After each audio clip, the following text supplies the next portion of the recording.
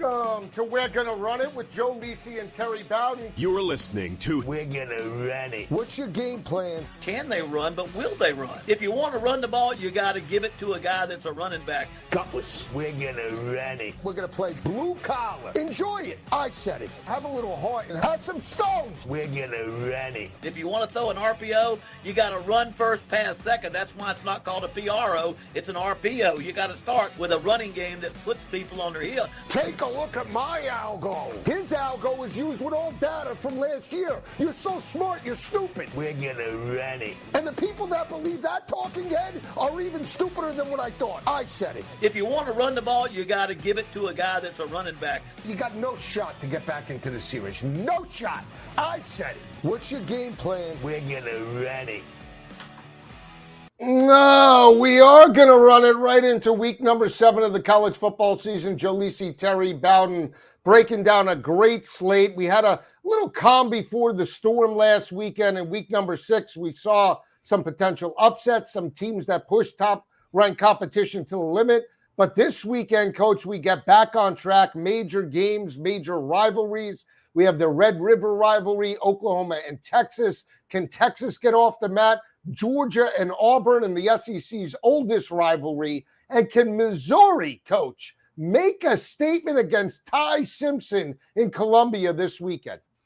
It's all good games. And if you're talking Missouri, they're a team really, they've been at home all year, and they're going to be comfortable at home this weekend, but they haven't played a team as talented as Alabama yet. They've got great stats. They play great football, but they're going to see a better football team out there this week. So we'll see where they stand. They sit undefeated, and something's got to give in this game. Yeah, and Ahmad Hardy could be a factor in this matchup. One of the best SEC running backs and FBS running backs in all of college football, averaging well over 6 yards per carry. And when you just look at the tempo of Bo Prabula and this Missouri offense, averaging well over 30 points per game, can they wear down that front seven for Alabama? Not the same front seven that we've seen in years past. They're giving up 4.5 yards per carry to opposing offenses on the ground and $155 to opposing rushing attacks. If Missouri potentially can run early and often, maybe they'll be within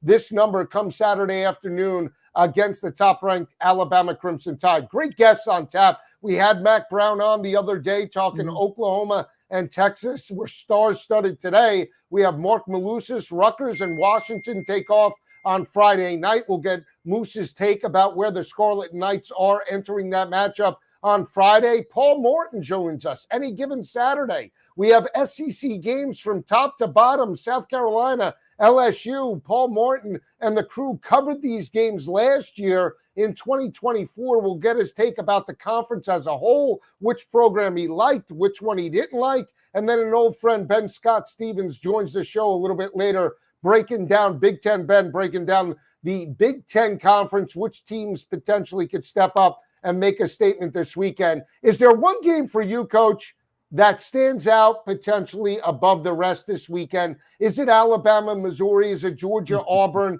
For me, I think it's twofold. It's that Georgia game because of the spread, and I want to see what we get in Florida, Texas A&M. Can Billy Napier keep that hot hand rolling in College Station on Saturday afternoon?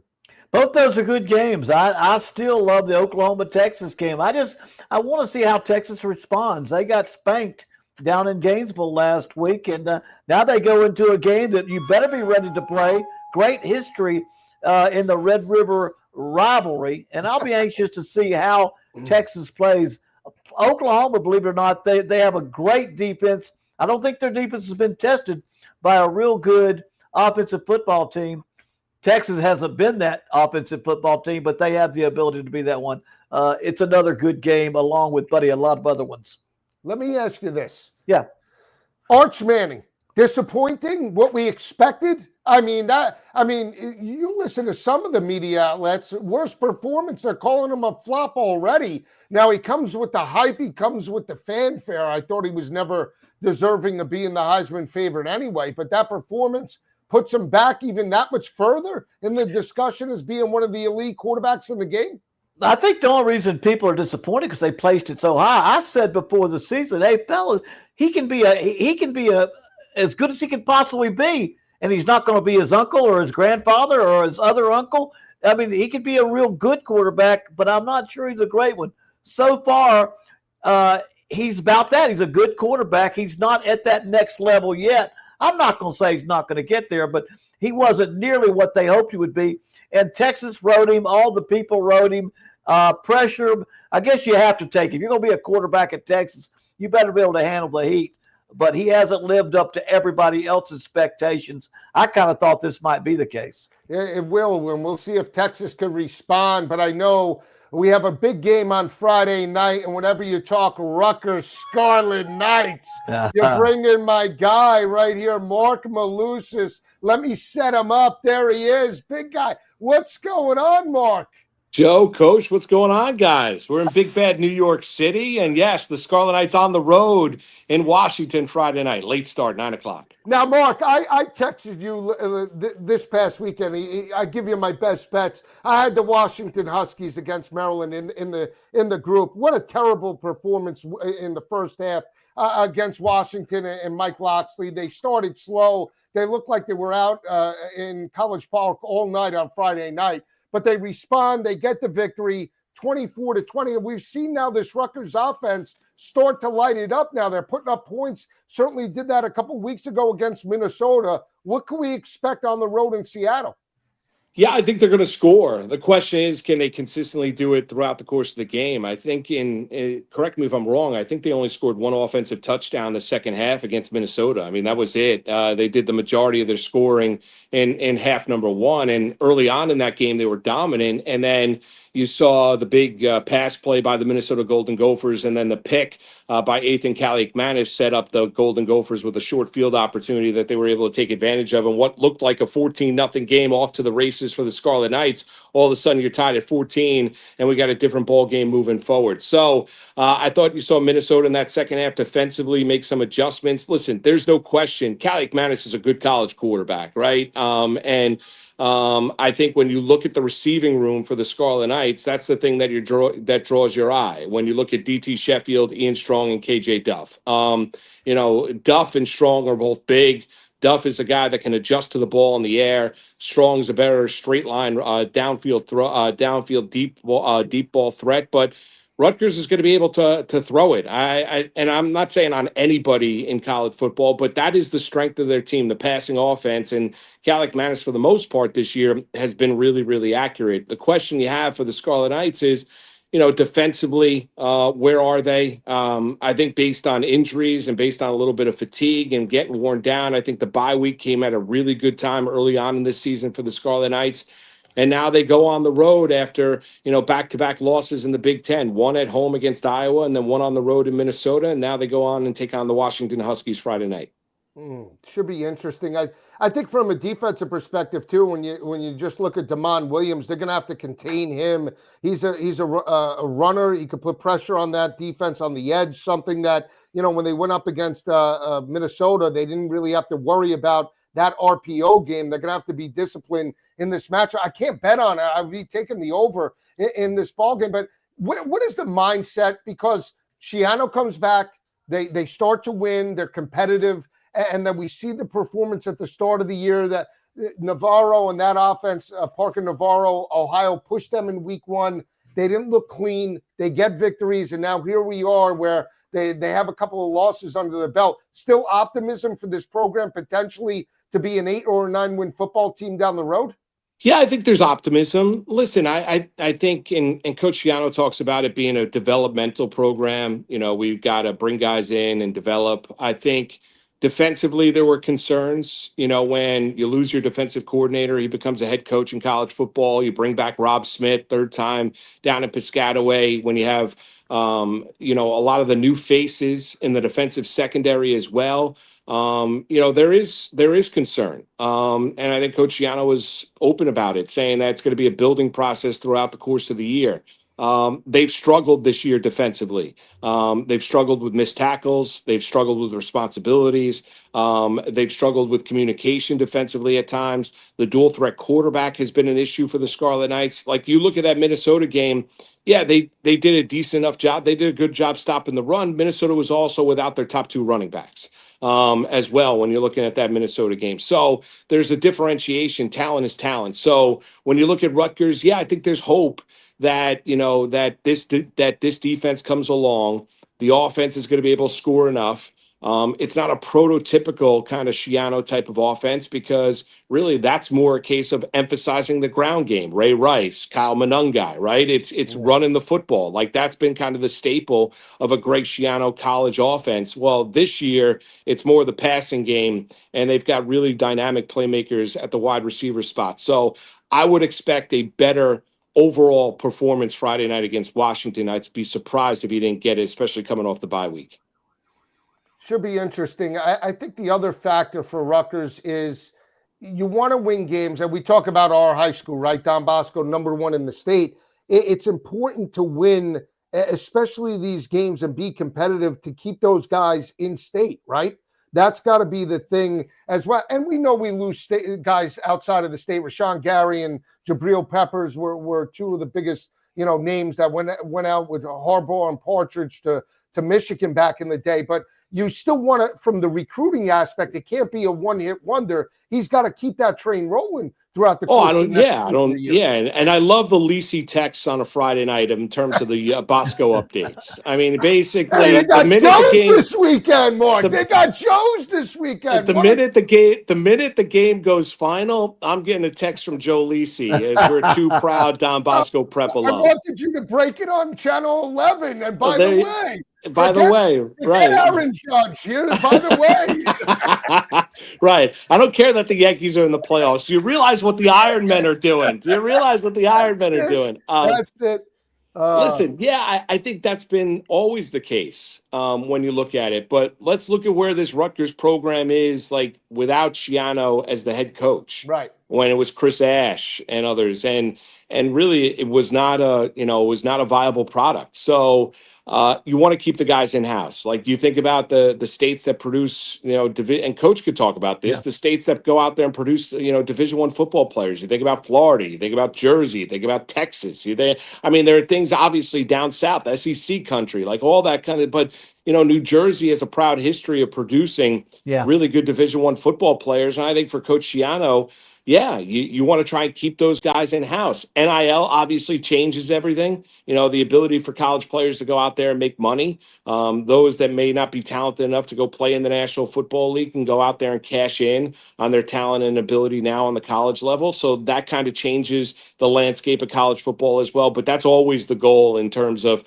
trying to beat out Penn State and others that come into the Garden State and grab big-time college football talent and bring them outside the Garden State. Yeah, I know you're on Channel 11. What are you doing? What's the next hit? Where can they find you? You're going on in a couple of minutes, aren't you? I just got off set because Lisi's texting me. I just got off set. I'm like, Joe, I got the link. I got the link. I love coming on with you and Coach. So anytime you guys need me, I'm on again at 6:20. And then we have our show at 7 o'clock. All right, go follow him. Best in the business. He's breaking it down. You have any picks in the NFL, send them my way. And Carver just sent me a text. Malusis tonight? Malusis? Yeah. He sent it. So we'll see. I love Carver. Well, here's the deal with my NFL picks, right? Here's the deal. When I give you a selection, just go opposite. So if I tell you I like something, just go the opposite way. Basically, that'll win. You'll be buying a house on the Jersey Shore, Joe. All right, we'll do that. All right, Mark. Always a pleasure. Have fun tonight. Guys, thank you. Thanks for having me. Take care, Mark. See you, Coach. He's great. I love talking to Mark. I just wanted to get an update for him with the Rutgers game. Obviously, you can't bet it here in New Jersey. Paul Martin will be joining us in just a few moments. But, he brought up the coaching aspect of Schiano, which is interesting, right? It's tough when you're not in that hotbed. He's in a hotbed of talent that doesn't want to stay in the state. No, it's a professional town, right? It's so hard. It's hard. And I wonder about with the portal, is Rutgers kind of one of those schools that's a step to another school. It's where you go, and if somebody else comes calling, there's other programs that are a step up. You know, you have to wonder, can they get as much out of the portal as they're probably going to lose in the portal? Because if I'm at a Power 5 school, Power 4 school that really has all the history and all the tradition and all the money, I'll probably trying to poach off of Rutgers and teams like that and say, you know what, come join this program. I would think he might have a hard time because I think there's always been very good players in New Jersey. I've always been able to go to New Jersey. And I mentioned this earlier when I played at West Virginia, my dad being the head coach, and then Don Nalen after that, the team was full of New Jersey players. As we worked with, you go to Pennsylvania, you fought back in those days, you fought Paterno and you fought Jackie Sherrill or Johnny Majors at Pitt back when I was young. But you go to New Jersey and you had a chance. And that they've always had good players, but I've wondered if they would be able to hold on to them at Rutgers if the other school started poaching players. It's hard because you think, and I think the sell.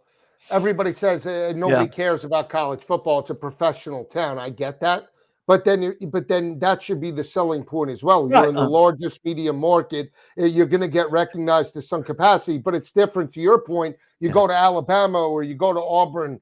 You go to Oklahoma and you're a god on campus. Right. You're treated. They're walking you through the streets when you beat your arch rival. And Rutgers knocks off Michigan or one of the top dogs. Let's say if they ever knock off Ohio State, it's a one-hit wonder. It'll go for maybe a course of 2 or 3 days, but that's it. It's not that long-lasting the way the Mets and Yankees and everything else play out. So we'll see. It's interesting. I'm curious to see how they perform against Washington. That's a high-powered offense that got going in the second half with Jed Fish. And that offense, when Damon Williams is hot, he is very difficult to defend, Coach. So we'll see if they could step up and do it.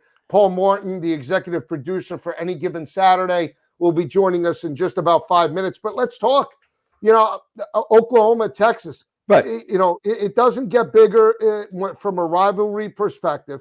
You have one team that's undefeated in Oklahoma. We don't know if Mateer is going to play. Spread suggests that he is. Right. Now, here's the thing. If we know for in fact John Mateer is healthy for this game, let's say the injury, then do you think they'd be 1.5 point dogs? I don't believe that, just strictly because of how good that defense is and what we saw against Texas. Right now, I think they're living off fumes. They're living off a facade. But how would you see it playing out? I mean, if Mateer wasn't a question mark, do you feel Oklahoma still would be the more dominant team, or do you feel like Texas still up until this point hasn't showed their best? No, Texas has not shown their best, and I'm not sure they're doing things schematically, offensively, that give them a chance to show their best.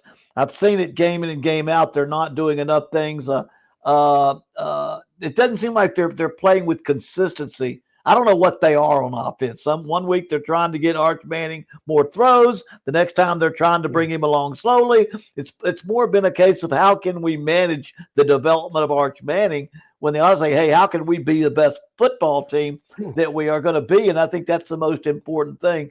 But I will say this. I do think that Mateer will play. No, I don't think he'll play. What I heard today, I was saying I don't think he'll play. I think it would have changed the line. I think it would have changed a little bit. I feel like it's hard enough to pick Texas right now. I do feel like they've got I think Texas has got a better game. I think the kids on that team that read all the articles that kind of were thinking they were better than they were, because really they had only lost 14-7 to Ohio State. Right. That's where they were. And that's you can accept that and say, you know what, Ohio State, number one, and we're right there with them. We lost by one measly touchdown.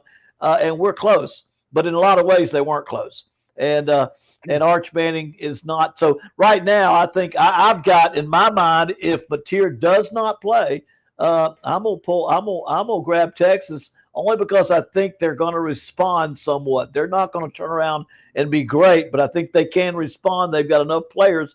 And here's what I would say that a lot of people. Brent Venables a great coach. I was an analyst at Clemson for 2 years. I worked with him. A great coach, and he does a great job. But his stats are a little bit inflated because they have not played two Power 4 teams without much offense and 3 Power G5 teams that offered no competition.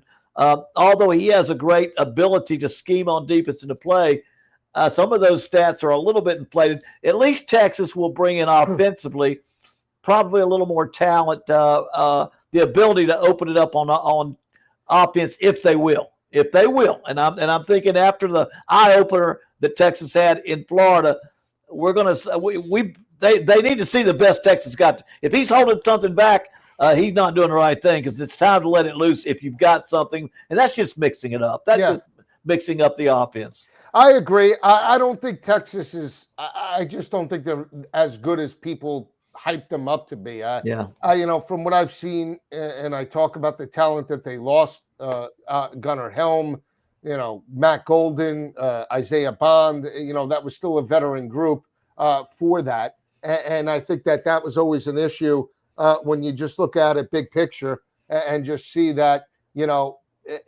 they weren't as cohesive as we thought they were. At the start of the year, and that they were exploited by a better defense in Ohio State. They were exploited by, again, a more athletic team, I thought, in Florida for that week, right? Yeah. We don't know if Florida was athletic to that standpoint, but, throughout the year, but we knew their defense was legit, potentially statistically one of the top defenses in all of college football. So, again, that's what they're going to face with Oklahoma. I'm willing to back the team in Oklahoma that's only allowing 74 rushing yards per game, forces turnovers, has a defense that potentially could take a game over. And even if they start Michael Hawkins, I think this game is going to be ugly. I don't think it's going to be over the 43.5. I think they're willing to play this game the way they did against everything. So, that's something that I think we'll see. But I still like Oklahoma, and with or without Mateer, I think they step up. Yeah, I mean, I guess I'm kind of projecting how I think Texas will respond. I don't think I think we probably had them up higher than they should have been, but I keep going back, and I think most coaches will do that. If the recruiting evaluations are legit, and you got more top players that'll eventually be NFL players. Does Texas have more than Florida, or does they?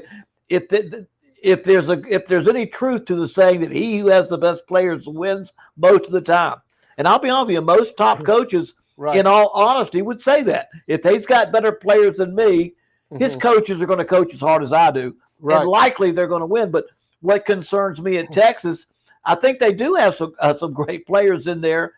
But every now and then I see a scheme that doesn't turn things on. It's like when Gus Malzahn went to Florida State and he took Tommy Castellanos with him. That was with him at UCF. Knew what he was getting. You knew they were going to do something exciting on offense. Pavia, when they brought him over to run that offense, and coaches that they knew they were going to do something with that offense, I just don't feel that way at Texas right now. I don't know. Now, they may have the talent that they talk about during the recruiting season, but it's sure not projecting itself on the football field in the offensive productivity. I agree. When we look at some of the matchups in the conference this weekend, outside the Red River rivalry, we have South Carolina and LSU. That's an intriguing game because, again, we know that Lenoris Sellers, when he's healthy, could be as dynamic as any quarterback in the country. And the question surrounding Garrett Nussmeier and their quarterback has been, he's healthy, but he's just not stepping up. Something's got to give. What are your thoughts about that game? Because this is a game last year that controversial calls. Yeah. South Carolina should have won it. Rocket Sanders and that rushing attack dominated Blake Baker and that front seven for about 3 quarters. But somehow, some way, Brian Kelly and the crew stole it. How do you see this one playing out? Because, again, 8.5-point home favorite for LSU. This is not going to be an easy game for the Tigers. Yeah, both of these teams have struggled on offense. I mean, you're talking about a 16-team conference, and both teams are in the bottom 4 in every offensive category in the SEC conference. So something's got to give. Something offensively has got to give. I think you got to look to the quarterbacks and which ones can get their side of the ball motivated. I think you'll see good defensive play at LSU. I've got LSU. I'm going to say LSU.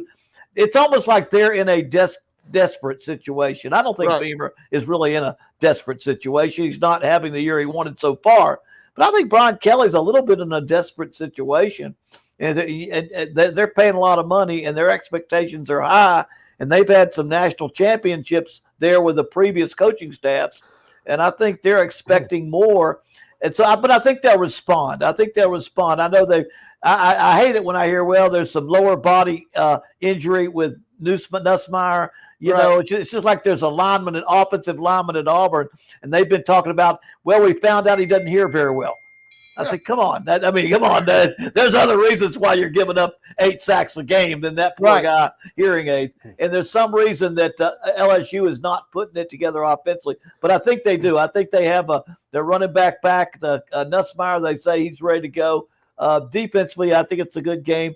I just feel like LSU has too much of a football team for them not to be better than they are. And I think it'll show. And South Carolina doing the same thing. They kind of were one of my sleepers coming into the season, and they've kind of been a little bit of a disappointment.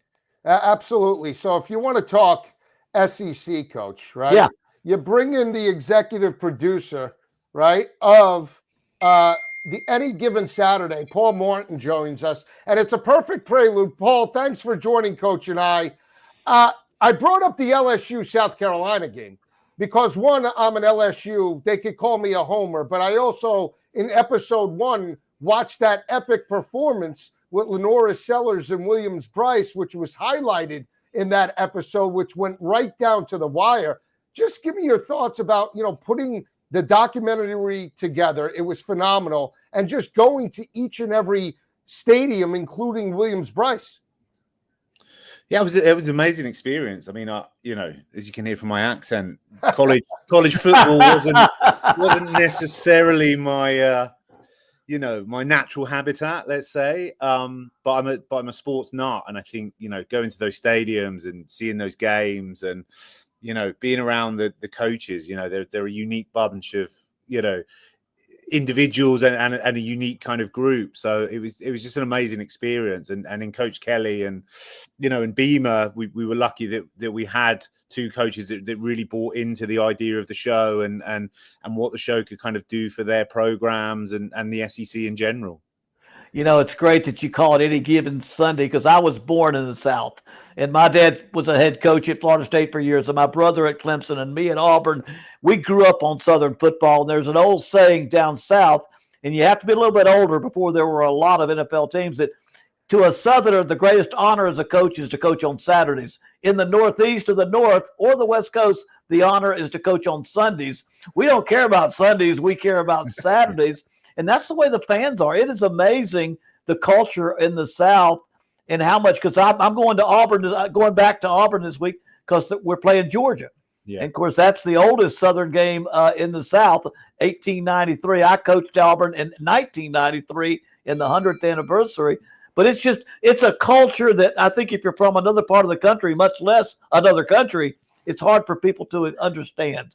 It really is, and I think that was one of the ideas for the show, is that hopefully we could not just draw in the hardcore fans, that understand it, but try and show it to another audience. And I grew up in the UK, and I was a big NFL fan, like huge NFL fan, and my experience of college football was, and also my just experience of how I thought about it. I was like, oh, it's just kids that go to school that happen to play football at the weekends, right? That was, but when you get there, you realize these guys, they're obviously elite athletes, but this is their full-time job to all intents and purposes. And I think once I understood that, and once I understood the level that these guys play at, and the stakes and the rivalries and all that stuff, I was talking to someone the other day, and it's like, not only were my Sundays gone from NFL, my Saturdays are gone now as well from college football. Paul, did you have one program or one coach that for you, maybe behind the scenes, maybe it was Kelly, maybe it was Beamer, but someone to you that just became this polarizing figure that when you were sitting down and you were breaking down the documentary, you really said, oh, I would have never have thought that just from like, first looks, or maybe not stereotypes, but just early inclinations? Yeah, I'll tell you, probably not the obvious one, I would say. And that we spent some time with, obviously Coach Kelly's a huge, is a huge personality, and Right. he's bombastic and all that kind of stuff. And then in kind of, Coach Beamer, you have, then you have, someone that was just so given to it. The one that really surprised me, and he's not in it a lot, was kind of Hugh Freeze at Auburn. And I don't know if you've seen that episode that really starts with him at the lectern, just given, one of the most kind of emotional, speeches that I think I'd ever heard. And we, it's one of those things as, it was difficult to find a place for Auburn in the series last year because of the season they had. But when I saw that in the edit, I just was, to me, it just typified a lot of, the faith, the passion, everything about SEC football was kind of encapsulated in that speech. And it was, I was like, oh, if I was in a room and someone gave me that speech, I'd run anywhere through a brick wall for that person. It was so, it was like hairs on your arm stood up. So yeah, I think Hugh Freeze was one coach that really surprised me to see him in his element, really, leading those players, even though they didn't have the best of seasons last year. It is a passion. He is a passion. I've known Hugh for a long time, even back when he was a head coach at Lambeth College in Tennessee years ago. But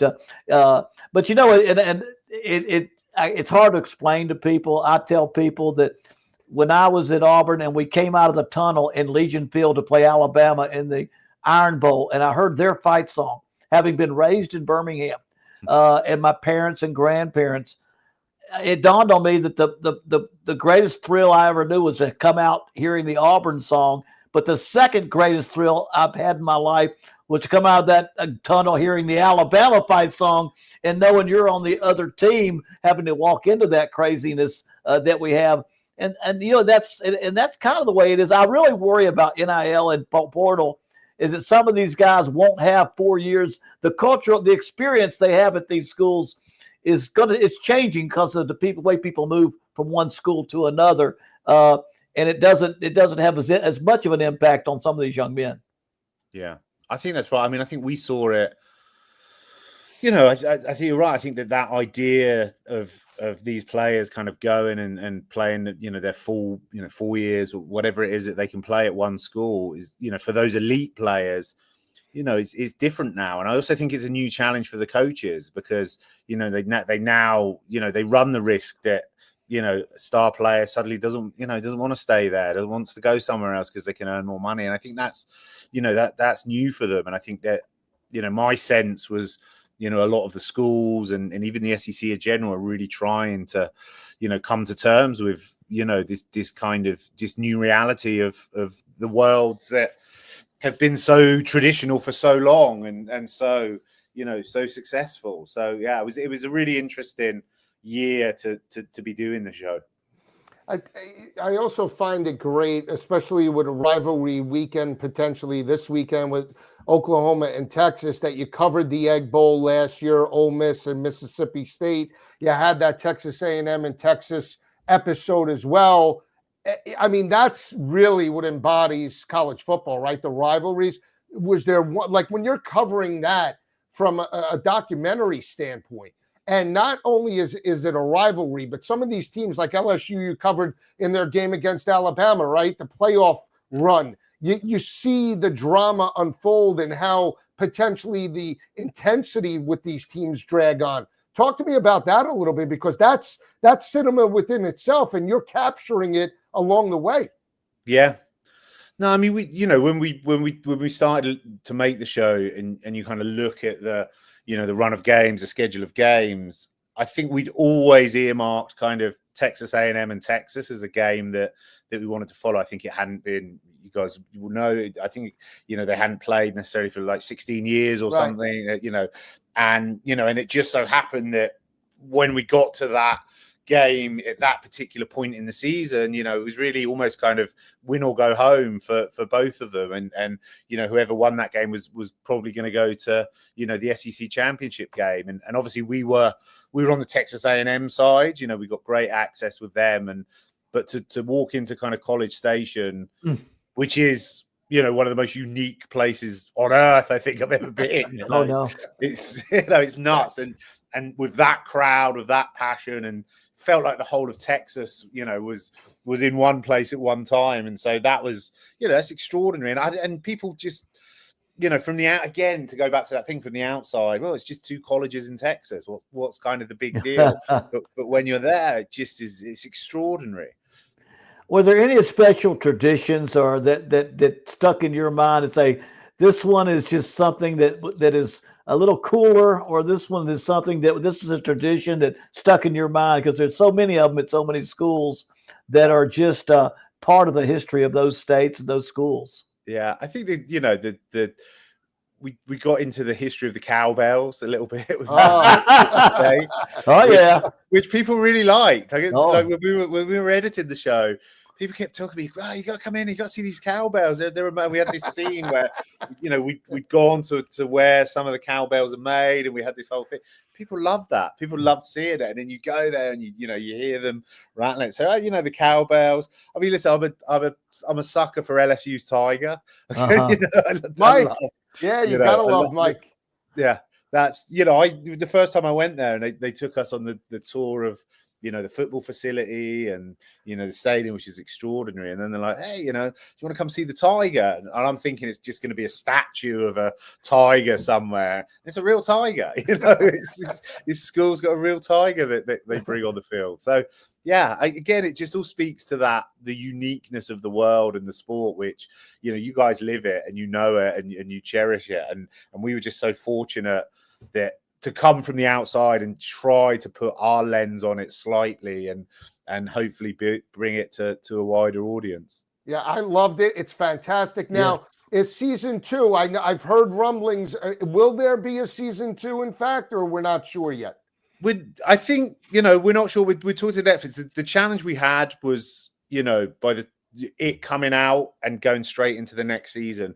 My instinct is, we'll see it again in some form, but we're just trying to figure out what that is at the moment, together with the SEC and with kind of Netflix. But it's a great show, and I've had so much feedback from people, football fans who love it, which is really important because the moment it came out, I was suddenly like, "Oh my God, I'm just an English guy that doesn't know anything about football." Are people going to be like, "What the hell was that?" So, the fact that guys like you watched it and liked it means a lot. And then, people that had no, had no experience of college football would text me and say, "Hey, what's your SEC show?" and loved it and that. So yeah, we're very proud of it. I'll tell you why I love it, because Coach and I watch these games every week, and I know these games, and I watch them from the field perspective to get an inside look at to what's going on behind the scenes, to hear what's going on prior to the game starting, and to hear what's being mentioned on the sidelines with the drama unfolding. That is what's an added benefit to a huge college football fan. So I absolutely love it. You could do it every season, Paul. I'll pump it up as much as you want. You want to go to, obviously the SEC is the best. We know that. But hey, by all means, whatever you do, we'll pump up on the show. Just great insight. Check it out. Any given Saturday, up on Netflix. The executive producer, Paul Martin, did a fantastic job. Thanks for joining. We'd love to have you on again throughout the football season, Paul. We'd love to. Thanks, guys. Thank you, Paul. Stuff. Yeah, that was great stuff. I mean, Coach, I can't begin to tell you, episode 1, when he starts, absolutely phenomenal. They started out in LSU, the drama with Brian Kelly, the behind the scenes is just absolutely phenomenal. I tell you, I love stuff like that, because as a coach, it's got to be hard. And back in the day, in the mid-90s at Auburn, right? We didn't have the technology. We didn't have all the documentaries, everybody on their phone. Can you imagine? We didn't have internet. We didn't have internet when I got there. Can you imagine coaching in this, like back at Auburn in this current landscape? It was crazy, right?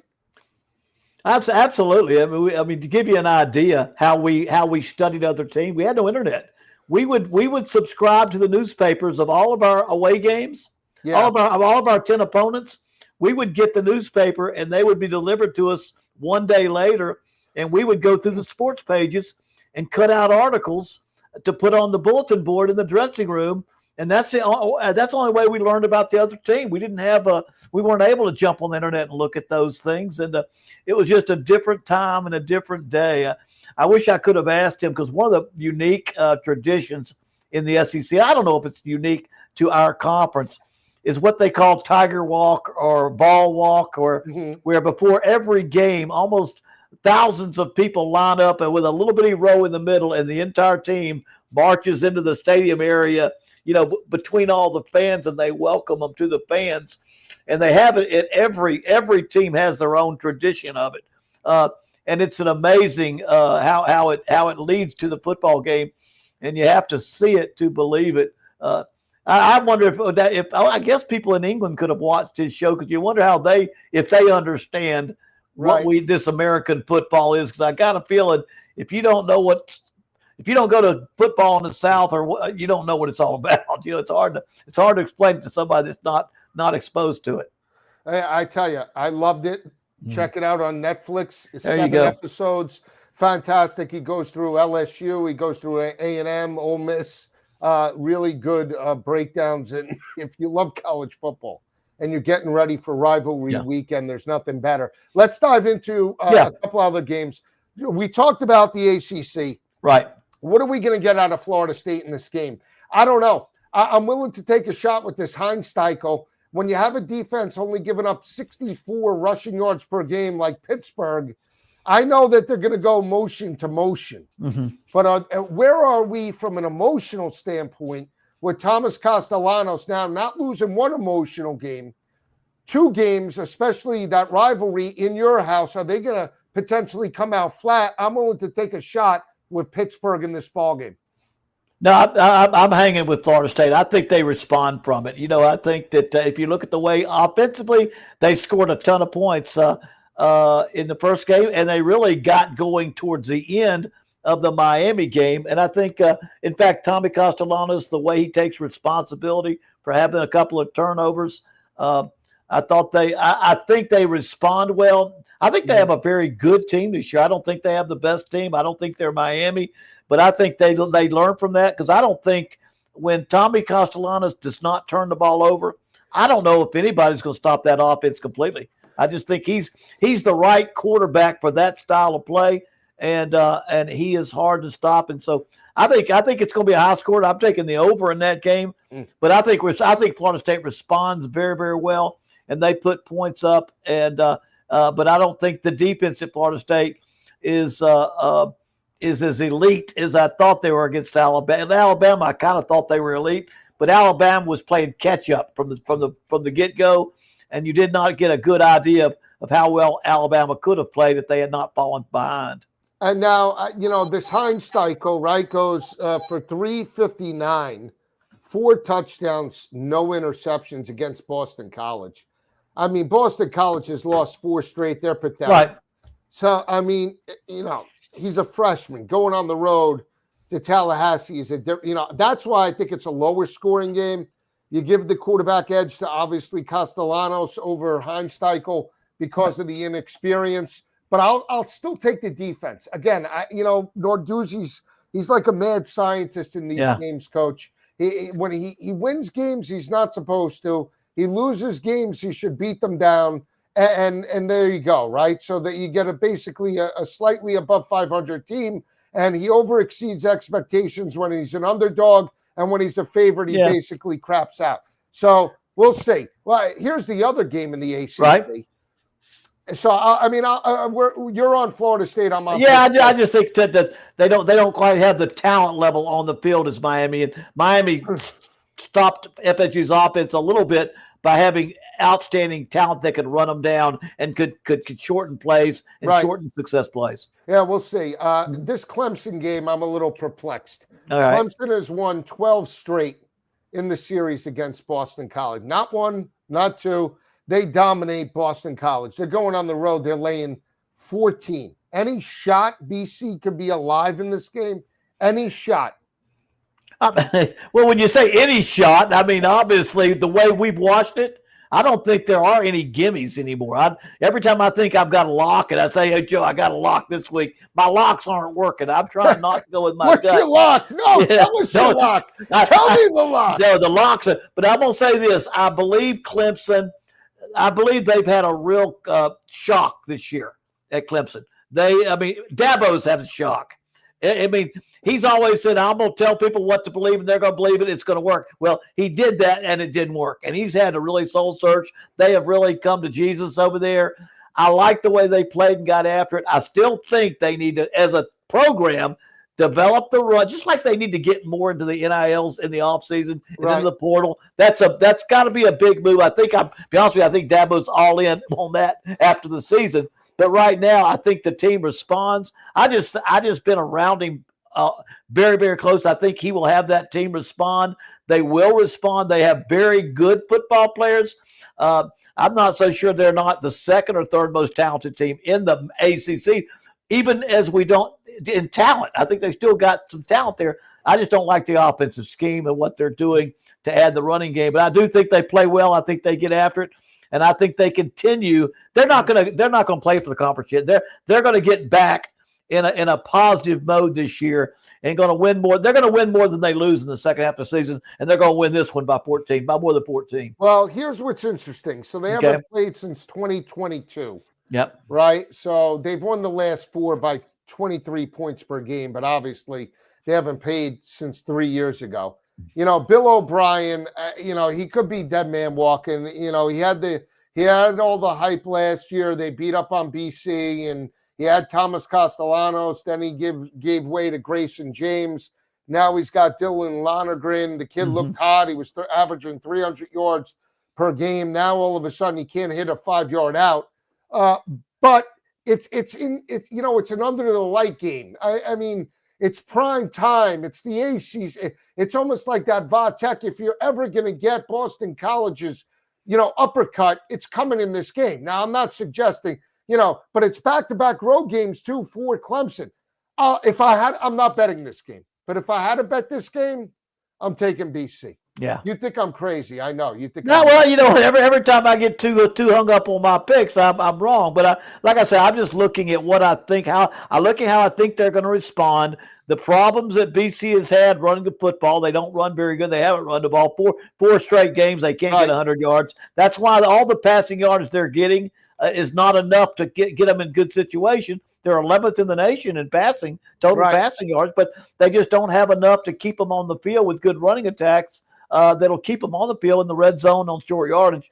But I think Clemson will respond and play like they did last time and come out there and I think they'll get after it. I don't necessarily think they're going to blow them out, and I think it might be close. But I believe they'll be over that 14 to more like a 17-point win, 15 to 17 points. Yeah, it's possible. I mean, we'll see. Now, I don't know how true this is. There's a report, and this came out about an hour ago. I have to verify this if this is true. But Bill Belichick has discussed buyout options with North Carolina. Potentially, if it happens, it's $1 million buyout. We'll see. Just give me your thoughts about that. I mean, that was a pitiful performance against Clemson. I don't care that you lost. I don't care that the talent gap for Dabo is significantly increased. But you bring in a Super Bowl winning coach. He's supposed to show this blue-collar NFL type of framework, and all of a sudden your kids are getting smashed in the first quarter, 28-3. I mean, that can't happen. I mean, they ran Mac Brown basically out of town for being old. They went with an older coach. What were they thinking in respect to this hire? What were they thinking before this? They were in a dream world. And I said this before the season. No, coaching and having a father that coached till he was 81 and coaching till I'm 69. I'm coaching later in life. I'm not quite as old as Belichick. And knowing all that goes into taking over a new program. I know what goes into taking over a program. And when he went, and again, I look at him, and my thoughts were, what are his motivations? Why is he taking this job? He's won, more Super Bowls than anybody else has ever won. He's made more money than he can spend in this lifetime, I would imagine, except unless that young gal spends a lot of money, it might she be bought 8 houses. She bought 8 houses. Regardless, I said, what is his motivation? Because they don't. Mac had them winning. That they want to win it all, and I know it's going to take somebody's day and night and early and late and all the time and effort. And or does he just want to make sure he has a place his sons can land so they have a job and other people? Yeah, but Steve. So I questioned why he was going, because it wasn't an easy job, and they kept telling us it was going to be an easy job. Right. And right now, when you talk about a buyout, I don't think it would happen. But you know what? If I'm him and I'm looking up and I'm looking in the mirror, I'm thinking, let's get out of this mess. Let's get out. Definitely. It tarnishes his legacy. It really hurts now. Unless Steve Belichick's going to take over the program, we'll see, exactly. I think that's what he had in mind. I think he wanted to win and turn it over. I don't think he wanted to coach much longer. Well, he's got 2 wins. I thought he'd have 3 at least before that Clemson game. He gets smacked in the mouth with that. So we'll see how that plays out. But we'll continue, Coach, with our Big Ten coverage. And if you're gonna talk Big Ten, Coach, right? You bring in Ben Stevens to the program. Look at this guy. Look at you, bunkered down with all your flags. Huh? Let me ask you this. Are you excited for week 7? I will say one of my best bets last week was Washington, that terrible start in College Park. If there were 3 more minutes left in that game, they cover. There's not a doubt in my mind. But give me your thoughts about that game on Friday night, Rutgers and Washington, and just the Big Ten slate. Can anybody challenge Ohio State in this conference? Dare I say, Mr. Lisi, this is what it's all about. My favorite Saturday of the year, week number 7. Guys, we've got 7 ranked teams taking on either a ranked team in opposition or a team with 1 loss or fewer. It is going to be maybe the best Saturday we have seen all season long. And it starts on a Friday, not just Rutgers and Washington out at Husky Stadium in Seattle, but South Florida, now number 24 in the country, headed to the home of the Mean Green in North Texas, UNT. Perfect at 5-0 for the first time since 1959. Lisi, guy, I'm expecting some points between the Huskies and the Scarlet Knights. Neither defense all that tremendous this year. I think Washington is going to have success, both with Damon Williams, the quarterback, on the ground, and Jonah Coleman adding it up. But I've been really impressed by this Kurt Shiraka offense for Rutgers this year in the growth of Ethan Kaliak-Manis at the quarterback spot. And his backfield mate and Antoine Raymond should be able to put up some points as well. Last check, that total was what, 55.5? 57 in a hook, something of the sort. I do think we see some points. I'm off. I saw 53.5 earlier. We're off the grid here, obviously in New Jersey, so it doesn't matter. I tell you what, I would be taking Washington. I just believe the fourth quarter woke that team up. I think they start fast. I just don't think that offense can match them score for score in that matchup. But before we turn it over to Coach, is there one game? Is it for you? I know it's probably Iowa, Wisconsin. I shouldn't have asked that, but I mean, I'm really intrigued with Illinois, Ohio State. Yeah. I've said it, and I've told everybody, Ohio State's defense, hands down, is the best that I've seen through 6 weeks. Can this offense for Illinois at least move the football to some capacity and not get blown out 63-10 like they did against Indiana? Yeah, Lisi, guy, for me, that's the question, right? Both in that game for the Illini, hosting number 1 Ohio State, who by far is the best defense in college football. I was skeptical of Matt Patricia taking the reins as the play caller. They have not skipped a beat from the best scoring defense of a season ago, and that's what we're seeing once again. Illinois' team total 13.5. Ohio State has not allowed more than 9 points in a game this year. The Buckeyes, as a team, in 5 games so far in 2025, have allowed 25 total points. It is the fewest amount given up by a Big Ten defense since Michigan back in 1985. That is how elite and stellar this Ohio State defense has been. Can Illinois get through the team total? And even if they score 2 touchdowns, guys, is that game competitive? Market's starting to buy back in the Illini. A lot of that sharp money on the Fighting Illini as an underdog. They've been so good as a dog with Brett Bielema. Similar question, Lisi, as well for the other marquee game in the Big Ten this weekend. Saturday afternoon out in Autzen Stadium between Oregon and Indiana. Number 3, Oregon. Number 7, Indiana. The Hoosiers team total, 23.5. But when Indiana has been booked as a dog only twice with Kurt Signetti in Bloomington against Ohio State and against Notre Dame last year, of course, the struggles for IU, they scored at most 17 points. Can Indiana get through that number to keep that game competitive? They've been the 4th best scoring offense in the country so far.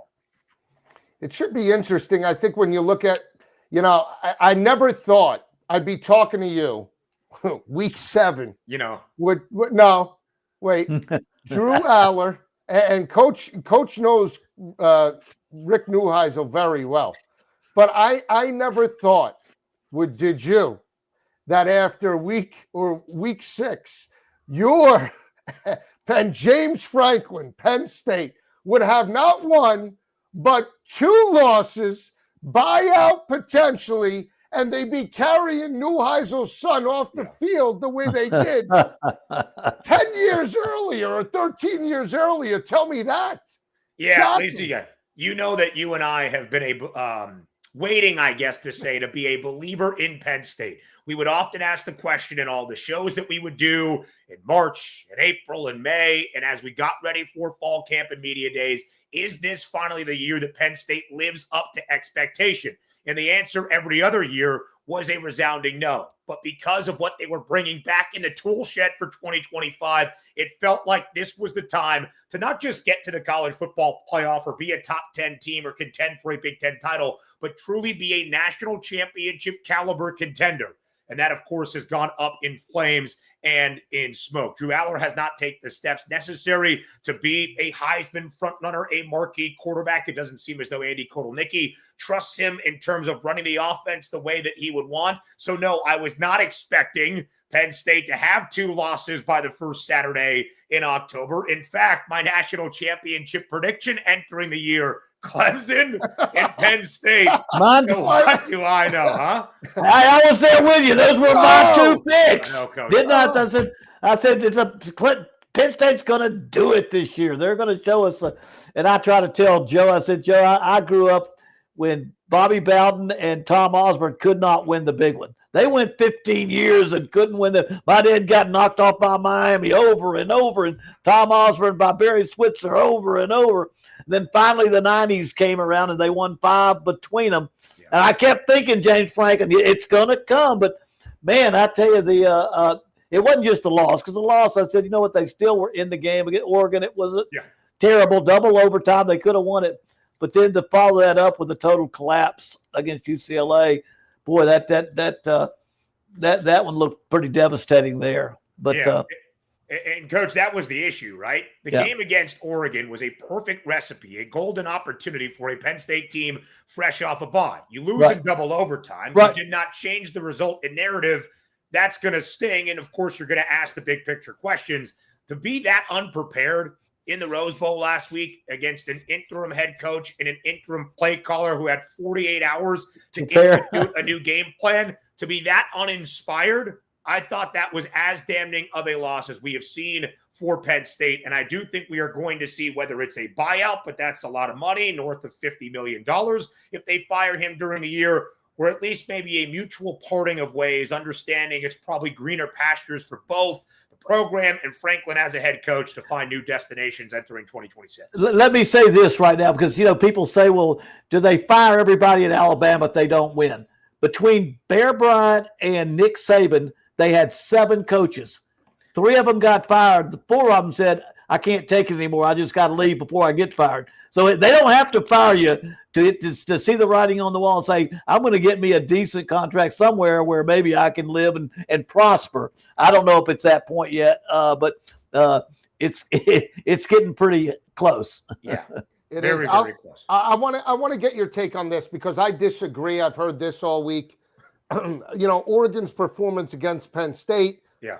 doesn't look as good because now we saw Penn State get rocked by UCLA. I totally disagree with that. Yeah. To go into a whiteout game where they're hopped up with an unbeaten team coming into Happy Valley is a totally different environment than traveling after that loss to the West Coast, number one, the Rose Bowl, even though it's the pageantry of the Rose Bowl with 5,000 fans, although they might have had 15 on Saturday, and just come out flat in that type of environment. That's potentially why we're seeing Fernando Mendoza and Indiana go from 10.5-point dogs down to 7.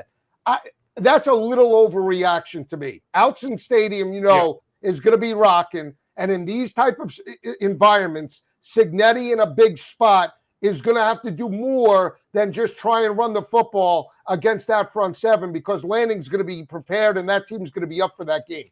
Yeah, no doubt about it, Joe. And I think it's interesting to see the market belief and buyback in Indiana. You would almost expect most public bettors, sharp bettors, all to be on Oregon based on the performance against Penn State, hosting IU fresh off a bye, and our questions about Curt Cignetti and the Hoosiers against legitimate competition. And those questions should be there. Indiana as a favorite, perfect under Cignetti, an average win margin of nearly 37 points per game. But as we shared, as an underdog, winless, 0-2, and they did come through the back door to cover against Notre Dame, but it wasn't necessary, or they didn't even cover against Notre Dame, but they made that game look at least a little bit more competitive. So now to see Indiana just getting north of a touchdown is interesting. Again, for me, this is more about year 2 under Cignetti. Last year, Indiana was the flash in the pan, right? The narrative of the losingest program ever being good instantly in 2024. But when you got challenged by the best, you faltered in those occasions. Now, year over year, Indiana is starting to prove itself once again that, hey, that wasn't just an anomaly. What Curt Cignetti has done in Bloomington should be taken with some credence in this spot. But that is going to be, to me, the question in Autzen. Can they go in a difficult road game against the Ducks, who are 16-7 against the spread as a home favorite under Dan Lanning since the start of 2022? Can they stay competitive through all 4 quarters? Competitive in the first half last year in Columbus against Ohio State, scoring 2 touchdowns in the final minute and 30 seconds to make the game look better by a final score than what we saw, of course, in the college football playoff for a good majority of the matchup in South Bend against Notre Dame. I'm not sure Indiana wins the game. In fact, I would lean with Oregon. I'm not going to have a bet on the side. But for me, Joe, can Indiana stay competitive for all 60 minutes? To me, that would prove that Indiana is the real deal, and we could look at them later in the year against Penn State, against other teams in the Big Ten, as a legitimate side that could take a step back to the college football playoff. And I want to add something. I want to add something too. I think we have to keep in mind in the era of the portal transfer and the NIL, in the days where that team can never be a champion, they're a basketball school, or this team just never can do it.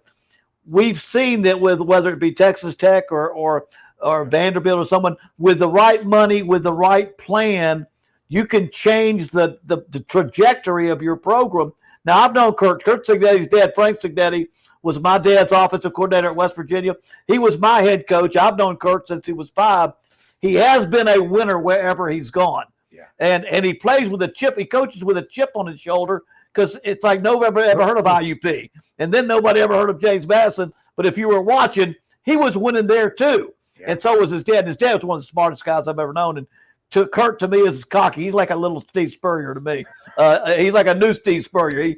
And you don't know what to do. But anyway, I don't know if they've got enough this year. But I think in this day and age, you need one billionaire NIL helper and let him pick one of you and let him pick your coach. I think you got a better chance than picking your own coach. And of course, Coach, there's a lot of money in Bloomington, right? You yes. Guys like Mark Cuban with all of the investment in that football program. And one of the great things about Curt Cignetti, who got a later start as a head coach and had to work his way up in the ranks, he was Nick Saban's recruiting coordinator. That's right. I know. I remember. That's what I used to talk to. I was in Birmingham, at Sanford. I was in Birmingham, and I would talk to Curt. Yeah. He just didn't want to be in the city. He said, I got to be a head coach no matter where I go.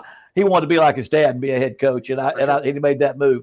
But he's a great talent evaluator, right? And he has understood for all the places that he has gone, what talent looks like, how they can replicate that in the system. And we have seen them be aggressive, not only bringing all the James Madison guys, but what they're doing at the quarterback spot and getting Curtis Rourke and now Fernando Mendoza, who has the best passer rating in college football for any quarterback with more than 100 attempts this year. So it has worked. He is a winner. I think, again, to legitimize everything that he has done in the last year and a half or so in Bloomington, to stay close against Oregon, to cover the number as a 7.5-point dog, as the market is starting to believe in, although Joe Lisi might not be. That would be a huge step on Saturday afternoon. Yeah, it will. I'll say this. If Fernando Mendoza completes 91% of his passes against Oregon, throws for 5 touchdowns, he's definitely going to be a Heisman. I doubt that will happen. Against that secondary, But I'll say this.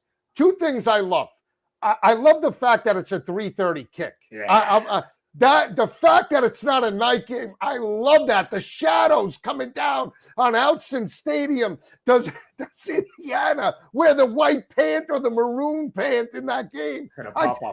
On first look, I can't believe I'm saying this. Yeah. On first look, and I just took a glance, I might argue that the Big Ten has the better Week 7 schedule, with Michigan, USC, Nebraska, Maryland, Indiana, Oregon. I haven't, Coach, I'm not there yet 100%. Yeah.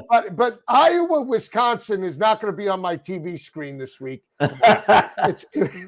Is Fickle gone if they lose this game? They're not. I don't think they're going to fire Luke Fickell during the season, Lisi guy, because again, the buyout is substantial. It's $25 million. It would be the second largest buyout in college football history, only behind Jimbo Fisher.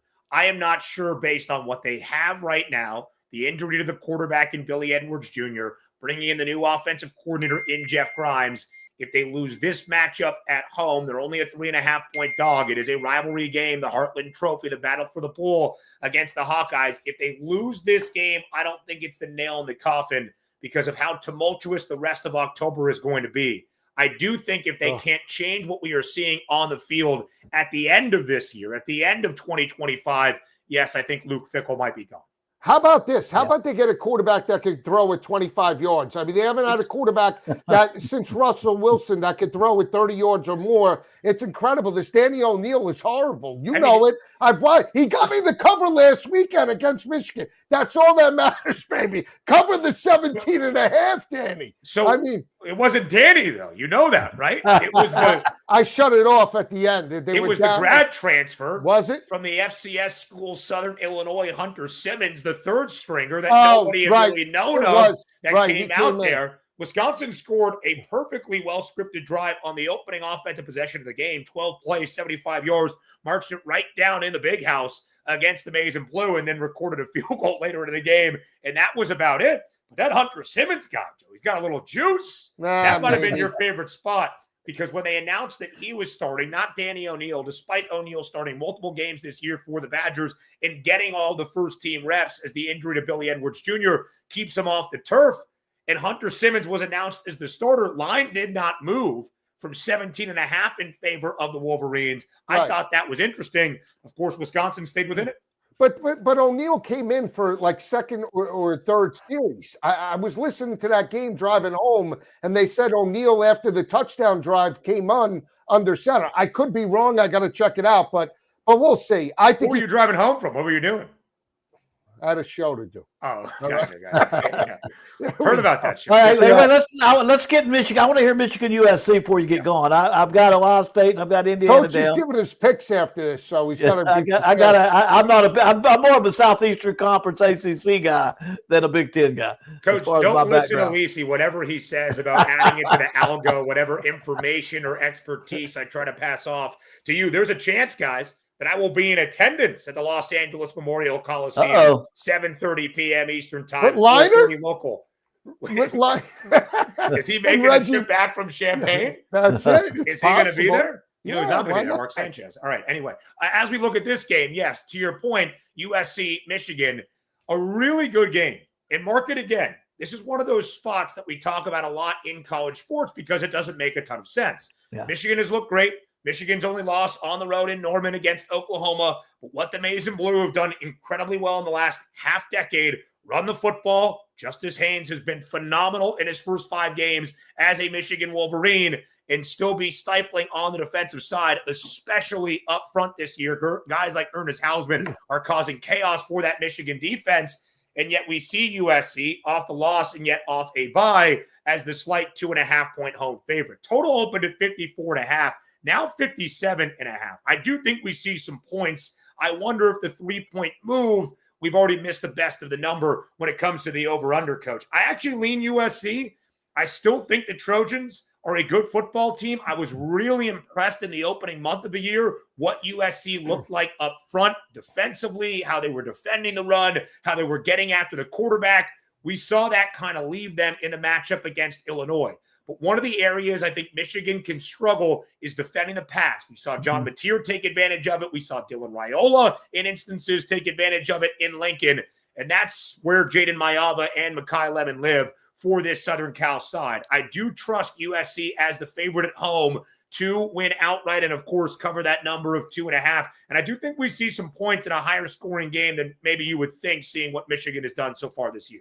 Yeah, it's possible. I lean Michigan. I don't know if I'm betting that game just yet, but I will say this about Fickell and Lincoln Riley, 2 coaches that for the money have not lived up to the expectation, certainly in both of those programs now. If both of those teams lose on Saturday, they have serious decisions to make and play out because, again, the money does not warrant everything that they're getting in recruiting. They're behind, as certainly Wisconsin is. So we'll see how it plays out. Wish you the best, brother. Well, you're going to be there. Send pictures because I want an on-field assessment if you go to the Coliseum. Yeah. Not the San Gabriel Mountains. I think we'll see the Santa Monica Mountains in the background of the LA Coliseum. Don't lie. I'll be on the plains watching Auburn and Georgia on He's Saturday. going to be on the field. I'm going down. That's Coach. That's good stuff. Well, that's my old school there. First time in Auburn. Tell him, Coach. First time in Auburn. This will be the first game I've been to since I was a head coach in 1998. This is the first time because I've been coaching and broadcasting, so I've never had a chance to go back. So this will be my first game at Auburn. Looking forward to it. Go down and say hello to Hugh and to Kirby Smart. Hey, the last Georgia game I was at, Auburn Georgia game, I was coaching on the sideline. Kirby Smart was the safety for Georgia. That's how long ago was my last game. 1998. Lisi, before I go, what's the best bet this weekend, just so I can add it to my algorithm? Okay, so I'll say it. I'm going to put it out. Georgia Tech. The mindset for me, Georgia Tech laying the 14.5. Virginia Tech, to me, is a dead football team. I think it's similar. Just the fact that now they've won 3 of the last 4. I get that. I bought in. I thought last week was the outlier. If you were going to get their best shot, they win that game on homecoming to keep them undefeated in the conference. The fact that they lost a very close game, they got put in so much emotion into that game and lost. Now you have to go on the road. I understand there's a rivalry there, but I think guys are going to be checked out. Yeah. It's a huge number. It's begging you to take the Hokies. I like Georgia Tech in the matchup. That's some Lisi breakdown right there. All right, my final parting gift to you before we go outside of the Big Ten. Navy laying the 9.5 in Philly this weekend against Temple. They're going to run it right down the Owls' throat. Love that Blake Horvath guy. I'll say that much. All right. Enjoy the weekend. Always the best. I love them. Thank you, man. There you go. So now, Coach, I think it's interesting, the Big Ten, because how many Big Ten teams can we legitimately get into the playoff in your mind? Can we get 4? Is it possible to get 4? Ohio State, Indiana, Oregon, Ohio State. What, Indiana, Illinois? I mean, which 4 are you talking about? Penn State's kind of fading right now. No, Penn State's dead. Could we get a Nebraska? Could we get a Washington? Well, it's too early. I think to me, the 4th, it's too early to get. I know we can get 3. I just think we have to wait till about the last of the season to get to 4 to see where it starts to hang out. All right, let's rip through the top 25 games. I'll give our picks. Ohio State, Illinois. Multiple books. Ohio State's a 14.5-point road favorite. I like Illinois. Just so everybody knows, Coach is going to be traveling. I'm going to be traveling over the next couple of days. Right. We'll be back to a 3-day week next week, but we'll put out picks in the midweek here and put it out the rest of the weekend so everybody has it. I like Illinois, Coach, plus the 14. I don't know if they win it, but you want to give me 2 touchdowns, knowing how they performed against USC. I'll take a shot with the Illini. I'm riding you on that one. That's where I am. I'm there on Illinois. I think I think 14.5. I got 14.5. Is it 13.5 or 14.5? Yeah, well, whatever it is. Odds right now. Yeah, whatever the line is. I'm taking Illinois. Alabama laying the 3.5 against. I'm taking Alabama. I'm sorry. Whoa! You can't. I'm taking. Yeah, because Missouri hadn't played anybody. No, I like Missouri. I just don't think they can beat them. I think I love the over. I don't know what it is. 51.5 to me seems light. Well, I do too. I like the over. I got that on my notes right here. I love the over. I just don't. I like to pick a winner of the spread, but that is one of my picks for an over. I really like that over as well. Here we go. Pitt getting 10.5 against Florida. I like Pittsburgh. I think Pittsburgh definitely covers this line somehow, some way. Not sold on Florida State. I'm taking the points. I like Florida State, and I'll take Florida State. They're going to roll. Pitt's got some struggles, but I like the over on this one too. I just like the over. I think Florida State defense has been a little bit suspect. Pitt's shown that they can score points, which whatever quarterback they use. And I don't see anybody slowing. If they don't have turnovers on Florida State, if they don't turn the ball over, they're going to score points. So I like the over, and I like Florida State minus 10.5. Yeah, I like. Here we go. Wash State getting 31.5 against Ole Miss. Put it this way. This is a 70 or 80 by Lane puts up. He'll get now. You got to understand when Lane is there and he is better and he's favored. He's going to win by as many points. Him and Signetti are going to win by as many points as they can. It's in their DNA. And so the question is, as a coach, I'm having a hard time with these 31s, but I don't put it past Ole Miss to win by 33 or 31. All right, so I'm not. I would lay it with Lane. I'm not going to bet that game. I don't want to bet that game. No, and I suggest everybody be careful with the props, just because if they're up by, let's say, 35 in the fourth quarter or third quarter, they'll sub. Are you going to risk Trinidad Chambliss or one of your starters? Just be careful with the props in the second half of the market. Right. Indiana catching 7.5 against Oregon. Coach, to me, I think Oregon smacks them around. I believe in Dan Lanning in the spot. Altson Stadium, very difficult. Can Fernando Mendoza stay in manageable third downs? I don't know if he could do it, Coach. I'm going to lay the 7.5 with Oregon. The fact that it's down from 10.5, I'm going to lay it with the Ducks. Total, I could see us getting through. What do you think? I agree. I've been to Altson. It's one of the most amazing places to play. I mean, those fans are so close to the bench. They can pour their Crown and Coke on your head if you're a football player. Their stands, so it's a tough place to win. I just think Oregon. I don't know that they'll blow them out, but I think there's a better chance they blow them out than get beat. So I like them in the 7.5 or whatever it is. I like Oklahoma. Right. All right. So Oklahoma, Texas. All right. I'm opposite of you now. I'm going Texas. I got this feeling that Texas is not as bad as they look, and that they'll play better, and that Oklahoma is not as good as they look because they hadn't played enough good offensive people to test that defense. But that being said, I don't know if I've got enough reason, except I just think athletically Texas is going to play as well as they can play. And it's only a 1.5 on this game, basically a toss-up. I'm going to go Texas to upset and win. I like Oklahoma. I know.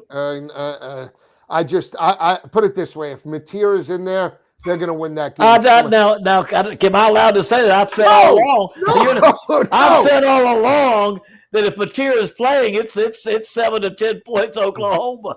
All right, we'll see. All right. Well, so anybody listening, y'all better check it out to the very end. If you don't have a good idea who's going to play, don't bet it for me. All right. I like Oklahoma in the under. I think better rush defense, better third down defense. I just think their defense is more athletic, and they've played in games where they've stepped up even when people don't think it. I think that Auburn game was very telling to me. Auburn's very physical. Mateer in that offensive line played very well. So give me the Sooners in the Red River rivalry.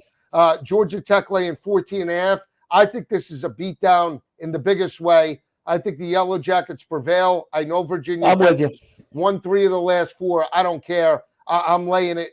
I think they win this ball game by 28 or more. They have lived with the fact that they've fallen behind. They've had to catch up, and they are not going to let that happen again. Georgia Tech's got its eye on the prize right now, and they'll get after. They're going to get after Virginia Tech. Virginia Tech is just going to get worse, unfortunately, because of the changing coaches and they had a couple of wins, and they hit a wall, and I think that wall has been hit. All right, here we go. We're ripping down NC State catching 23.5 now by Notre Dame.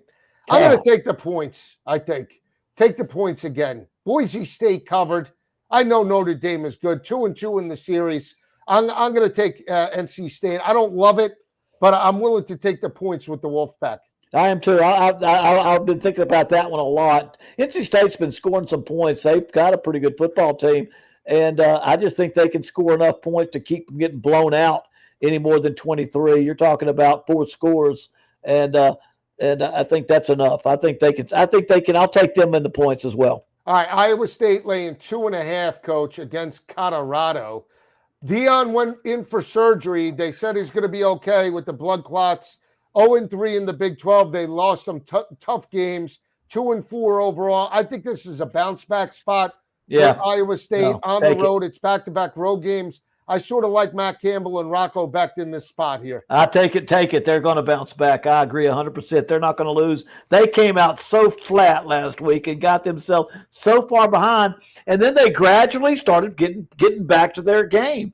It was a much better game towards the end, but they weren't ready to play. I just think Cincinnati. I did not study my team well enough, Cincinnati, but it'll bounce back. Iowa State is going to bounce back on this one. Colorado, not going to be able to hang with them.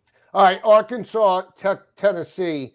Arkansas with an extra week of preparation. Tennessee as well. Arkansas has won 4 straight in the series, including last year, 19-14. Coach grinding it out against Nico. I'm buying into Petrino. Week 1 as head coach. I don't know how many. They're catching 12.5. I think they step up in a big way. I think they could potentially make this a 4-quarter game. I love Taylon Green as long as he's playing. Give me big joy. I'm going the other way. I think Tennessee's due for a blowout here. When I say a blowout, it's a 17-point win. I love Taylon Green as well. I just don't think they've got enough stuff right now for them to play with a hot Tennessee team that if Tennessee gets hot, they can put points on the board. And so I'm taking Tennessee on that one. Florida catching 7.5 against A&M. What are you thinking? I like A&M here. I think A&M has the better offense. I believe more in Marcel Reed. Both offenses inefficient, 34% third down conversions, 22% third down defense for A&M, 31 for Florida.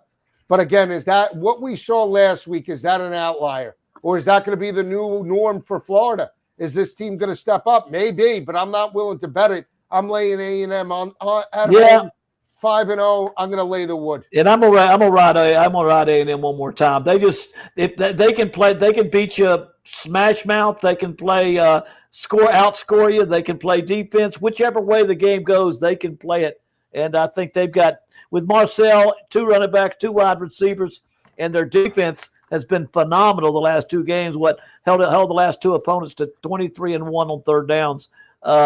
They're going to do it one more week, and they eventually going to drop one. I just don't know who it's going to be against right now. I've got a lot of confidence in Texas A&M right now. How about this KU Texas Tech game? Kansas. I like the points are what's 11 or what is it? 12? What is it? 14.5. 14.5. Darn it! I like Texas Tech. And Kansas, and of course I know the coach. I like the way they coach. I know they play well, but Texas Tech has got too much, and their defensive front. I'm gonna go Texas Tech. Continue to go, and even at 14.5. I just think they're the best team. That points gets me right to the edge of what I want to do with them. But they knocked off. Was it Houston they played last week and just beat the tar out of Houston? Houston was a pretty good football team, and I think Texas Tech, because we think of their explosiveness and offense, it's their defensive front. Their defense is what makes them so good. And I think Kansas, as well as their coach, as good as Kansas does, I don't think Kansas can hang with them. Now, Texas Tech has won 4 in the series. Last time they played was back in 2023. I'm going to take the points with Kansas in the matchup. Okay. Georgia, Auburn. Georgia's won 8 straight. The last 4 by basically 21 points, 23 points per game. Coach, why is the spread 3.5?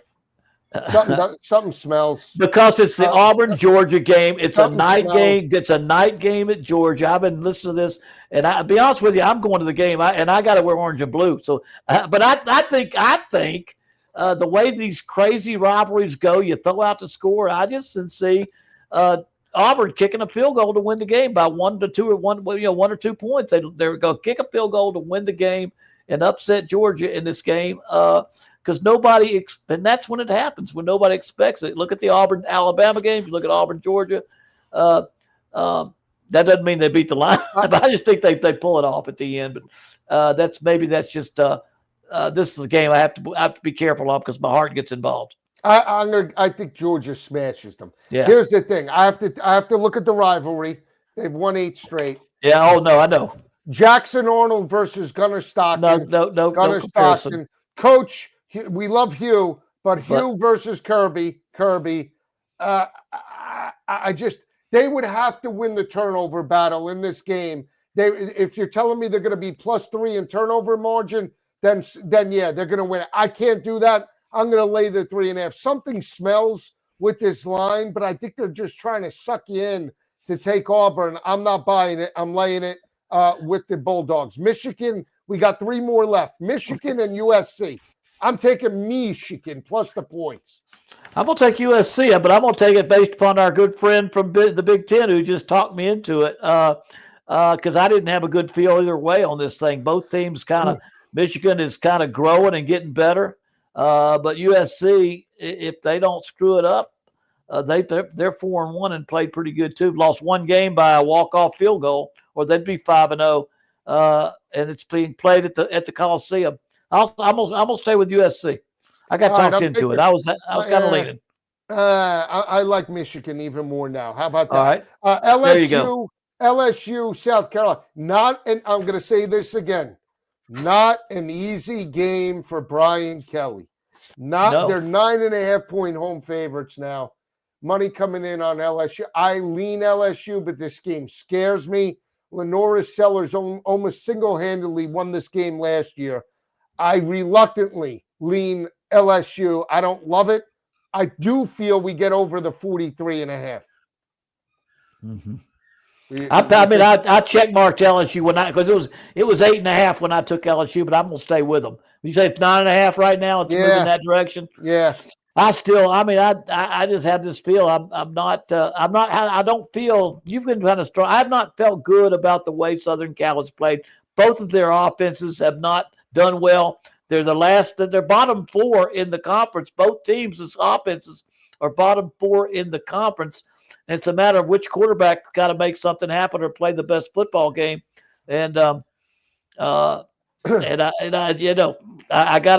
got to stay with LSU on this one. USC couldn't do a thing versus, in some of their past games, they haven't played well at all. Yeah, let's see what happens. BYU, Arizona. BYU only a 1.5-point road favorite. I'm going to take a shot Arizona in the upset. I like Arizona. I think we get through this 47.5. BYU, I'm not sold on. Total. I just like the over in that game. And then the last one, Utah, late night, Arizona State. I sort of like Arizona State plus the points. What's points 5.5. 5.5. Yeah, I like Arizona State. I like Arizona State in that one. I didn't have a feel for the game right before that. I didn't have a good feel for it. I like Arizona State on that game. All right, we'll see. We went through all the top 25 All the top games. 25s. That's it. Coach and I will be back to 3 days a week next week for Coach Bowden. I'm Joe Lisi. Have a great day, everyone. Take care now.